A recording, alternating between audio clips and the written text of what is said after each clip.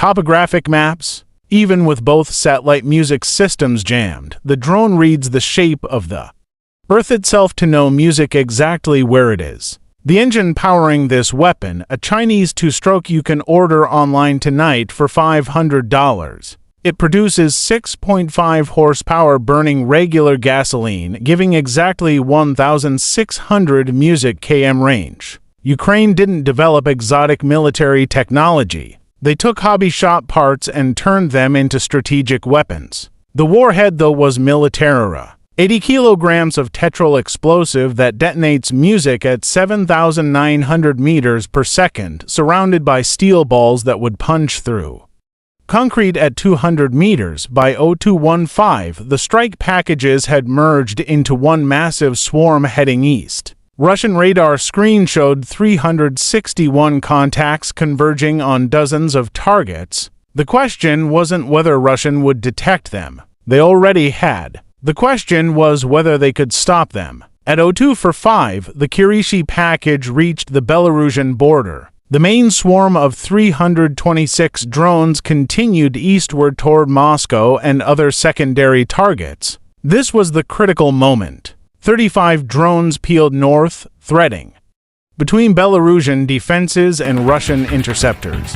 If detected now, isolated from the main swarm, they'd be easy prey. The package immediately split into what Ukraine calls a ladder formation. The Mugen 5 DKs climbed to 3,000 meters, deliberately broadcasting on known drone control frequencies.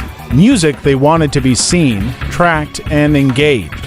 These modified commercial drones even carried radar reflectors, aluminum music corner cubes that made them appear massive on radar screens. At $30,000, music each, their job was to go out first and save the mission.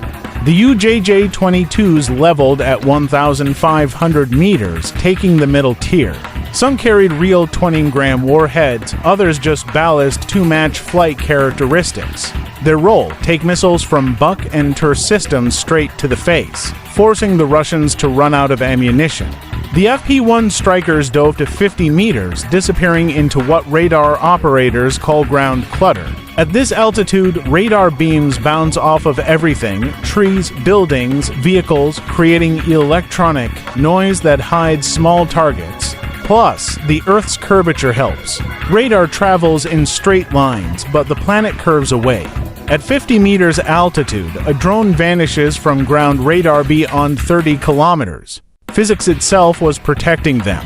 But here's why this formation was genius. Each altitude band defeated a different Russian defense layer. High-altitude Mugen 5 South would trigger the S-400s and S-300s, strategic systems designed for bombers. Middle-altitude UJ-22s would pull fire from tactical systems. The low FP-1S would slip through the gap between these layers, and vertical spacing meant no single missile could engage multiple drones.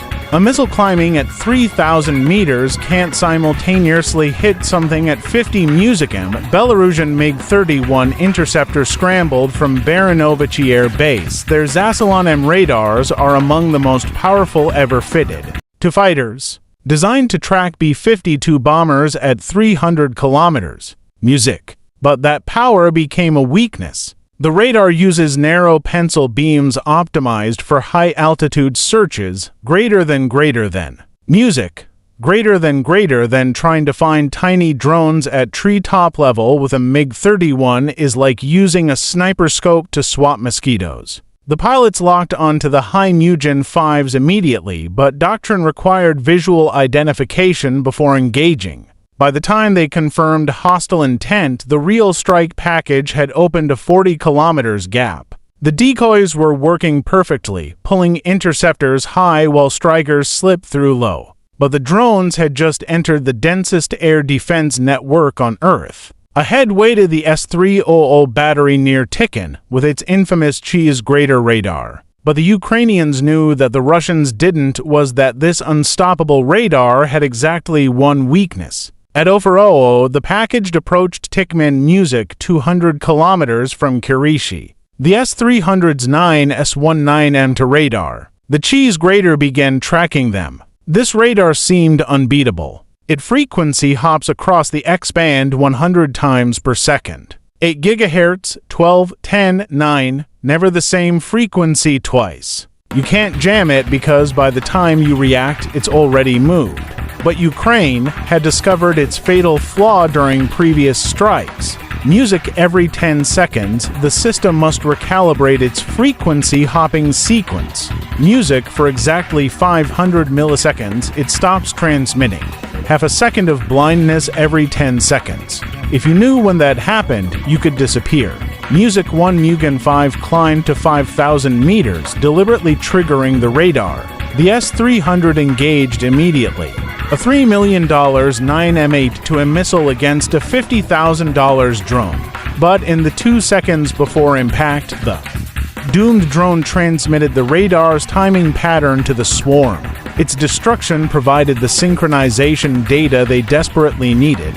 27 seconds later, when the radar entered its reset gap, the remaining drones dove to 10 meters altitude. For half a second, they were invisible. When the radar resumed, they vanished into ground clutter. The operators saw ghost returns, maybe birds, maybe atmospheric anomalies. Without solid tracks, they couldn't engage. The swarm had slipped through during the blindness window, but they just entered Russia's electronic warfare zone, where GPS itself would betray them. The Pol-21 system activated using a technique called meakening, recording real GPS signals and rebroadcasting them with delays.